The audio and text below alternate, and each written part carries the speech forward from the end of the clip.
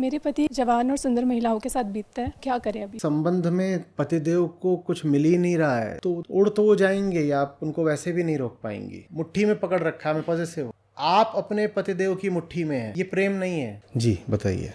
नमस्ते आचार्य जी।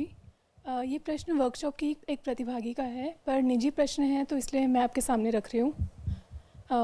उनका प्रश्न है कि मेरे पति एक एड इंडस्ट्री में काम करते हैं, तो उनका पूरा समय जो है जवान और सुंदर महिलाओं के साथ बीतता है, जिसकी वजह से वो बहुत स्ट्रेस में रहती है, पॉजेसिव हो जाती है, इनसिक्योर हो जाती है। तो वो सारे हथकंडे अपना चुकी हैं, बट उनके पति वो काम छोड़ने के लिए तैयार नहीं है।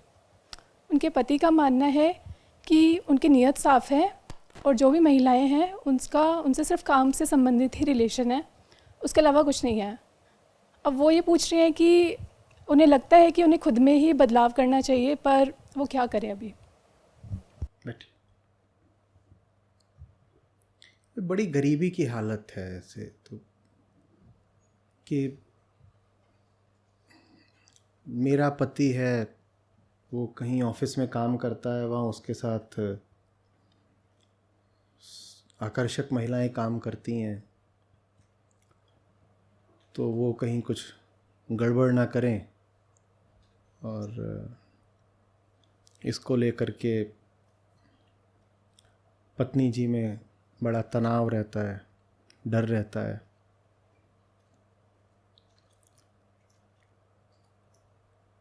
सबसे पहले तो वही कि बात बड़ी गरीबी और गरिमाहीनता की है।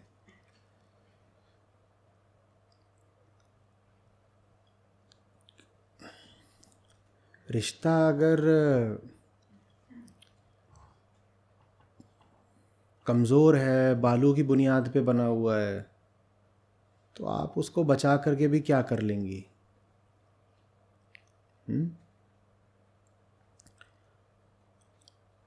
रिश्ता तो तभी सार्थक और थोड़ा स्थायी होगा जब दोनों पक्ष किसी दबाव या ज़ोर ज़बरदस्ती के कारण नहीं, बल्कि अपनी समझबूझ से और स्वेच्छा से एक साथ हों, है ना?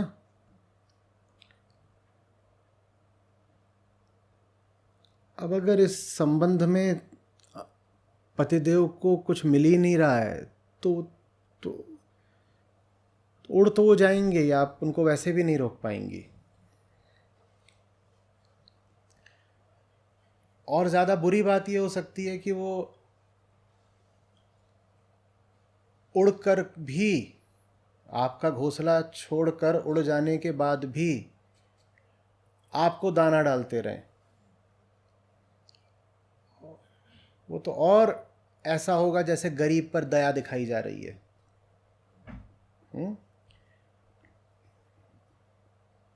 तो मुझे नहीं मालूम कि इसमें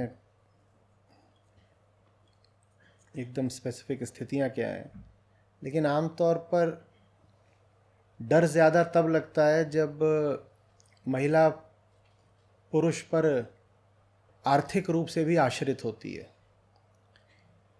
तो फिर जिसको पॉजिटिवनेस कहा जाता है वो और कुछ नहीं होता, वो इनसिक्योरिटी होती है, डर। हम कहते तो ऐसे हैं कि हम पॉजिटिव हैं, अरे मेरी बड़ी बीमारी है, मैं पॉजिटिव हूँ, मैं अपने पति को लेकर बहुत पॉजिटिव हूँ, मैंने पति को मुट्ठी में पकड़ रखा, मैं पॉजिटिव हूँ। आपने समस्या बिल्कुल उल्टे तरीके से बताई है, समस्या को बताने में ही झूठ है। तथ्य ये हो सकता है कि आप अपने पतिदेव की मुट्ठी में हैं, क्योंकि आप उन पर हर तरीके से आश्रित हैं।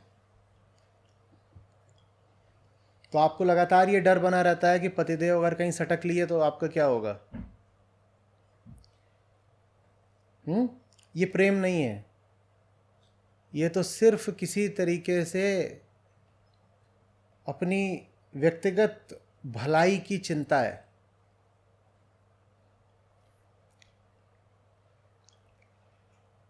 क्या होता है, आप चेहरा मोहरा देख करके ब्याह कर लेते हो, और भारत में ये खूब होता है। जब लड़की देखी जाती है तो अभी भी बहुत सारे पुरुष भारत में ऐसी मज़ेदार मानसिकता में जी रहे हैं कि वो लड़की की क्वालिफ़िकेशंस वगैरह पे बहुत ध्यान नहीं देते। गुण दोष देखना तो दूर की बात है, वो इसको भी बहुत महत्व नहीं देते कि लड़की पढ़ी लिखी कितनी है। वो कहते हैं कोई इससे लेक्चर थोड़ी दिलवाने हैं। उन्हें अच्छे से पता होता है कि अगर वो शादी कर रहे हैं तो क्यों कर रहे हैं। वो अपने घर एक स्त्री देह ला रहे हैं उसका उपभोग करने के लिए। तो ऐसे में ये बात बड़े कम महत्व की रह जाती है कि लड़की पढ़ी लिखी कितनी है। और कड़वा सच ये है कि ये बात लड़कियां भी जानती हैं कि शादी के बाज़ार में इस बात का बड़ा कम महत्व रहता है कि उन्होंने पढ़ाई कितनी करी है। अगर लड़की सुंदर है तो उसको मोटी आसामी मिल ही जानी है। बहुत सारे लोगों को मेरे इन वक्तव्यों से आपत्ति होगी। जिन्हें आपत्ति हो रही हो, मैं उनसे कहता हूँ कि भाई मुझे माफ़ कर दीजिए, पर मुझे जो तथ्य पता हैं उनको तो मैं कहूँगा ही। लड़की अगर सुंदर हो तो आम तौर पर उसको ही भरोसा रहता है कि पढ़ूं कि ना पढ़ूं, डिग्री पूरी करूं कि ना करूं, नौकरी मिले चाहे ना मिले, मुझे तो बढ़िया कोई डॉक्टर, इंजीनियर, सीए, आईएएस मिल ही जाना है। ये भी हो सकता है कि लड़का विदेश में हो तो सीधे कनाडा का वीज़ा ही लग जाए मेरा शादी के बाद, ये भी हो सकता है। तो पढ़ाई लिखाई पे क्यों ध्यान दे, रूप रंग काफ़ी होता है। अब रूप रंग देख करके शादियां होती हैं। मैं जैसे से बोल रहा हूँ मुझे पता है कि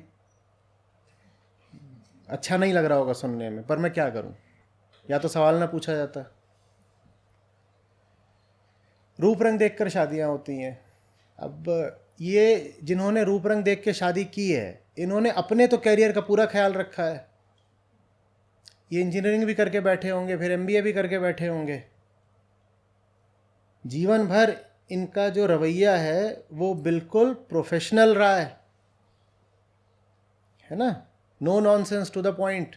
बताओ अगली मस्त जॉब कहाँ लगेगी, प्लेसमेंट प्लेसमेंट, नौकरी, यही करते रहे हैं। ये सब चीज़ें इनके लिए बड़ी महत्वपूर्ण हो रही है। मेरा पैकेज कितना है, मैं किस इंडस्ट्री में हूँ, आगे कैसे बढ़ना, यही सब करा है इन्होंने। और लड़की ये जानबूझकर ऐसी उठा कर लाते हैं जो मन से बिल्कुल गरीब रह गई है, दरिद्र बिल्कुल, बस तन से माला माल है। वो लड़की भी सोचती है कि मेरी लॉटरी लग गई, देखो मुझे कितना अच्छा वर मिल गया। यही होता है ना। एक साधारण मध्यम वर्गीय लड़की,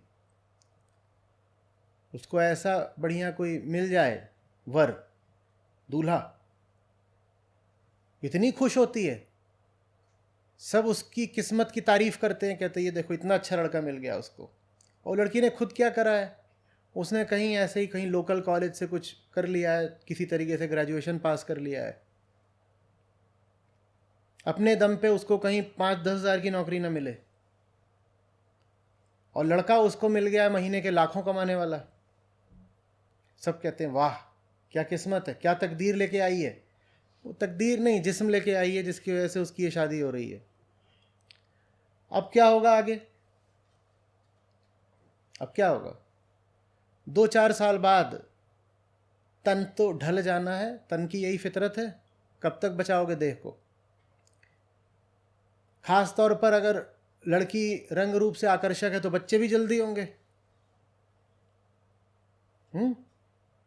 पतिदेव छोड़ेंगे ही नहीं। जब इतना सेक्स होगा तो बच्चे भी होके रहेंगे। एक बच्चा, दूसरा बच्चा, 4 साल में 2 बच्चे, इंसान का शरीर कितना झेलेगा?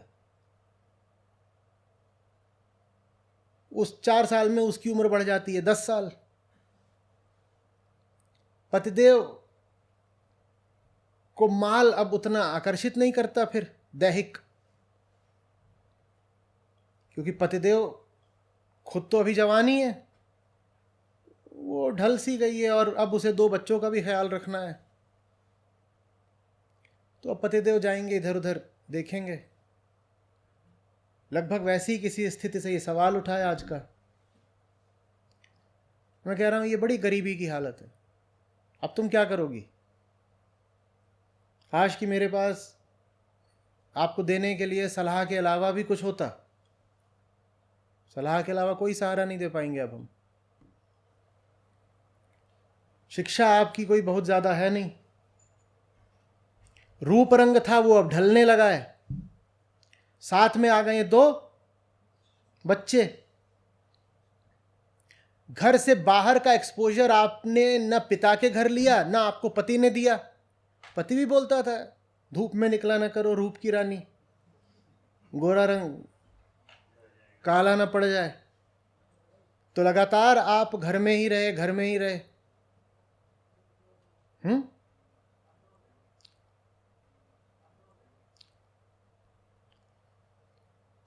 पिताजी भी कहते थे कि भाई इसकी पढ़ाई लिखाई में कौन खर्च करे, वो पैसा अंततः देना तो दहेज में है। तो उन्होंने भी कभी न ठीक से पढ़ाया लिखाया, न किसी किस्म का अनुभव दिया, न एक्सपोजर दिया, है ना, न पतिदेव ने दिया। बस ये बेचारी भावना में बहकर यही सोचती रहती थी कि मुझे तो देखो भगवान सा पति मिल गया है और जन्नत सा घर मिल गया है, और अब ये हालत है कि मैं बड़ी पॉजिटिव हूँ, बल्कि इनसिक्योर हूँ, क्योंकि पति के ऑफिस में सुंदर महिलाएं काम करती हैं। अब क्या करें? बताइए ना, अब क्या करें?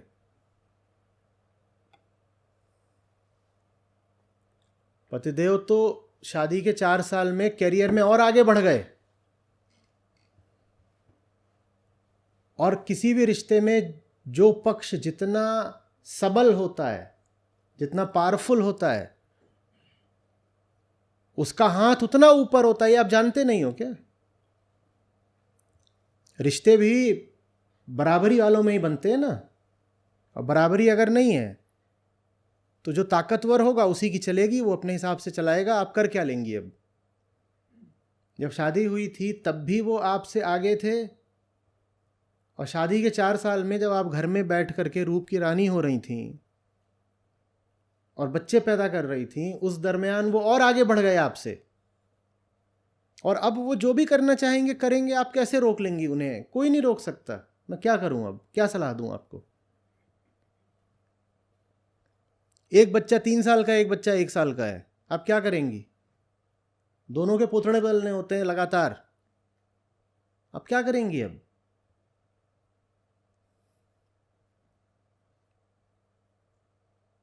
पति पे आप चिल्ला भी नहीं सकती हो, जोर से चिल्लाती हो बच्चे रोने लगते हैं, आप क्या करेंगी अब?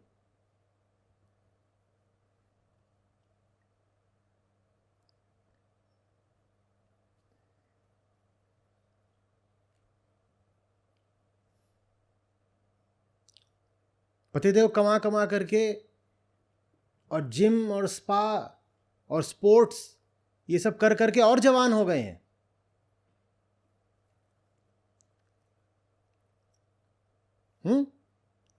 आप 27 की उम्र में 35 की लगने लगी हैं, वो 28 की उम्र में 25 के छोरे हो गए हैं। एक तो 25 के छोरे जैसे लगने लगे हैं, ऊपर से हाथ में पैसा। 25 साल का दिखने वाला आकर्षक हैंडसम मर्द, वो भी पैसे वाला, उसकी ओर 4 तितलियां काहे नहीं आकर्षित होंगी? फूल खिला है, आओ तितलियों।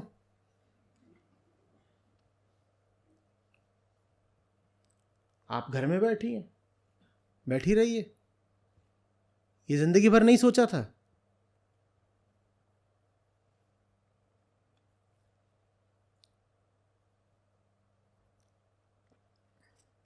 तब क्या कहा था? हाय क्या किस्मत लेके आई है। अब देख लो अपनी गरीबी। और ज्यादा मुंह चलाएंगी तो आप पर नोटों की एक गड्डी और फेंक देगा। क्या जाओ शॉपिंग कर लेना। और जानते हो सबसे ज़्यादा गरिमाहीन, शर्मनाक और बेइज्जती की बात क्या है? आप वो गड्डी लपक भी लेंगी क्योंकि आपके पास और कोई चारा नहीं है। एक दिन ऐसा आएगा जब आपको पता होगा कि वो घर से निकल रहा है उन्हीं महिलाओं के साथ जाकर डिनर करने के लिए। आप भली भांति जानती होंगी, वो भी जानता है कि आप जानती हैं, वो फिर भी आपके सामने निकलेगा और आपके पास कोई ताकत नहीं होगी उसे रोक पाने की। आपके पास बस आपकी गरीबी, आपकी कमज़ोरी और 2 बच्चे होंगे। अब रोक सकते हो उसको तो रोक लो।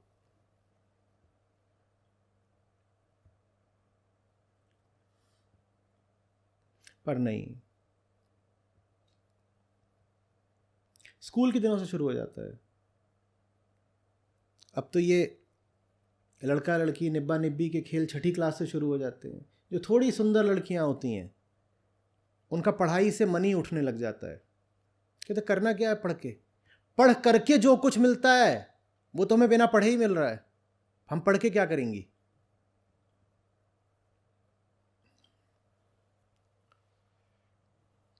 बल्कि जो साधारण नैन नक्श वाली लड़कियां होती हैं वो पढ़ाई में आगे निकल जाती हैं। थोड़ी वो आकर्षक हुई नहीं कि लड़के ही उसका दिमाग खराब कर देते हैं, दिन रात उस पर मंडरा मंडरा के। और घर वाले भी।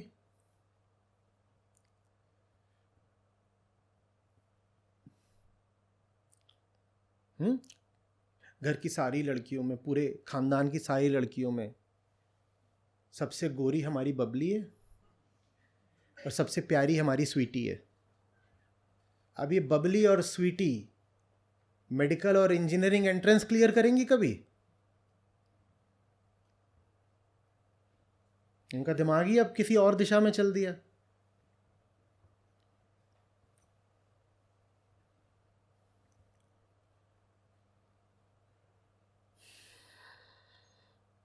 है ना? और शुरू में बड़ा अच्छा लगता है।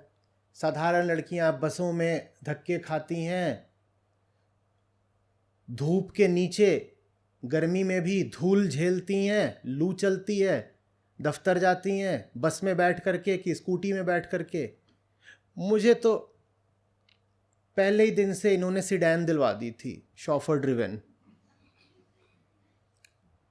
और उसी सीडैन में बैठ करके जब शीशे से बाहर देखती थी कि साधारण कामकाजी लड़कियां बस पर सवार होकर ऑफिस जा रही हैं या पैदल या स्कूटी पर जा रही हैं, तो कितना मज़ा आता था ना कि देखो ये सब काम करेंगी, वो भी पैदल और स्कूटी पे धूप में जा करके, और मैं सीडैन पे बैठ करके शॉपिंग करने जा रही हूँ। मैं तो शॉपिंग करने जा रही हूँ। किसी बड़ी मॉल में चले जाइए, खासकर जहाँ पर फॉरेन ब्रांड्स हों, आप वहाँ वीकडेज़ पर चले जाइए। दिन में वीकडेज़ और दिन का समय, ये कौन सा समय होता है? ये ऑफिस का समय होता है, काम का होता है ना। वीकडेज़ में दिन का समय ऑफिस का, काम का समय होता है। वीकडेज़ पे किसी मॉल में चले जाइए, वहाँ पर गिनिए कि कितने प्रतिशत पुरुष हैं शॉपिंग करते हुए, कितने प्रतिशत महिलाएं हैं। क्या पाओगे? ज़्यादा, सिर्फ ज़्यादा 90% महिलाएं। अगर ये ऑफिस नहीं जा रही तो शॉपिंग कैसे कर रही हैं? किसके पैसे पर? किसके पैसे पर? क्योंकि ये तो ऑफिस का टाइम है, ये ऑफिस के टाइम में शॉपिंग कर रही हैं, तो किसके पैसे पे कर रही हैं? हाँ, वो ऑफिस से मेहनत कर रहा है, ये उसी के पैसे से शॉपिंग कर रही हैं। अब क्या होगा? अब क्या होगा?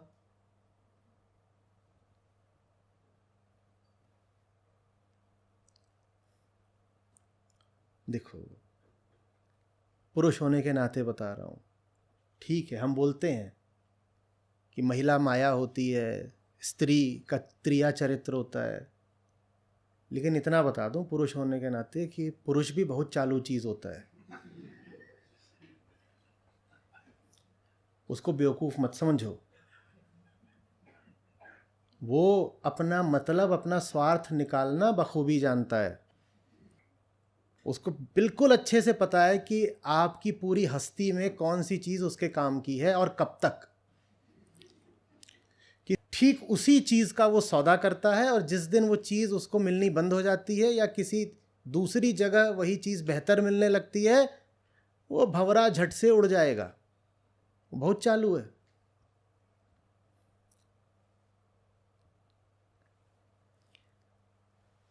तो इसलिए देवी जी इतने सालों से कभी हाथ जोड़ करके, कभी डांट करके आपसे निवेदन करता रहा हूँ कि अपनी ताकत विकसित करना सीखिए। ज्ञान, गुण, अनुभव, वो कौशल, विवेक, ये आपकी असली ताकत है। ये रूप का सौदा बहुत दिनों तक नहीं चलता।